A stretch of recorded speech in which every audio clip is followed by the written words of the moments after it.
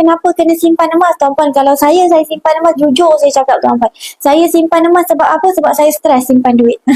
Okey, saya simpan emas sebab saya stres simpan duit. Saya tak boleh lah simpan duit tuan-puan.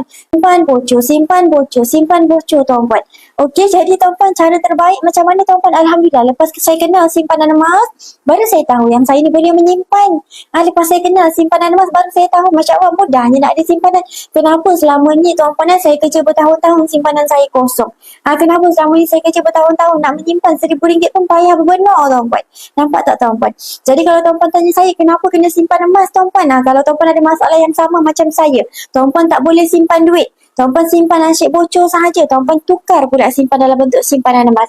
Cik Ani, saya takut simpan emas. Takut duit saya habis. Nampak tak tuan-puan? Mentaliti kita normal tuan-puan kalau saya ajak simpan emas, takut duit habis. Tuan-puan beli emas, duit tuan-puan habis tuan-puan. Tuan-puan tak beli emas pun duit tuan-puan tetap habis juga. Jadi kena pilih nak habis yang mana satu.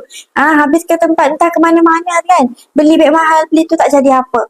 Kan sampai satu masa tak boleh pakai dah. Tapi kalau tuan-puan tukarkan dalam bentuk emas, tuan-puan, orang yang ada duit belum tentu ada emas tuan-puan.